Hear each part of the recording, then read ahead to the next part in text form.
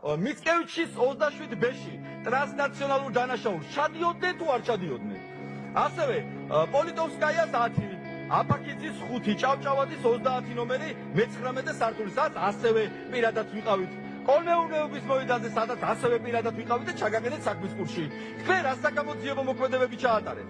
თქვენ იცით რომ ამ დანაშაულს ხელს აფარებს თქვენივე მთავრობის მაღალი თანამდებობის პირის სახელმწიფო უსაფრთხოების სამსახურიდან სავარაუდოდ ბატონი გრიგოლ ლილუაშვილი. არ იცით ამის შესახებ? არ მოგისმენიათ ეს განცხადებები? დაკავებულია სახელმწიფო უსაფრთხოების სამსახურის ყოფილი უფროსი გრიგოლ ლილუაშვილი. კოლცენტრების შედარებით მცირე ნაწილის ძირითადი მფარველი იყო გრიგოლ ლილუაშვილი.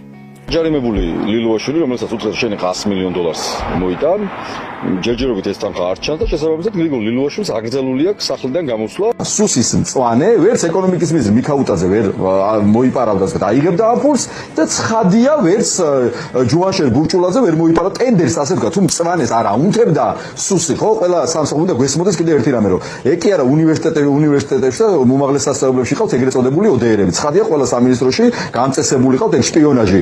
კობახიძე და დინარაძემ დააბეზღეს პირდაპირ მნიშვნელობით ლილუაშვილი, ღარიბაშვილი, ფარცხალაძე, გომელაური, რიჟვაძე და ბიძინა ივანიშვილს აუტანეს დოკუმენტები, სადაც დაუმტკიცეს რომ 1 მილიარდი ამ ადამიანის მოპარული აქვს. ისე რომ ბიძინასთან არ მიუტანიათ წილი, ანუ რაც მიცკევიჩის 27-ში ტრანსნაციონალურ დანაშაულს ჩადიოდნენ თუ არ ჩადიოდნენ. ასევე პოლიტოვსკაიას 10, აფაკიძის 5, ჭავჭავაძის 30 ნომერი მე-19 სართულისაც ასევე პირადად ვიყავით. კოლმეურნეობის მოედანზე სადაც ასევე პირადად ვიყავით და ჩაგაყენეთ საქმის კურსში. თქვენ რა საკამოძიებო მოქმედებები ჩაატარეთ?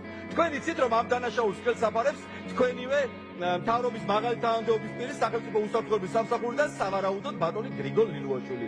არ იცით ამის შესახებ? არ მოგისმენიათ ეს განცხადებები? დაკავებულია სახელმწიფო უსაფრთხოების სამსახურის ყოფილი უფროსი გრიგოლ ლილუაშვილი.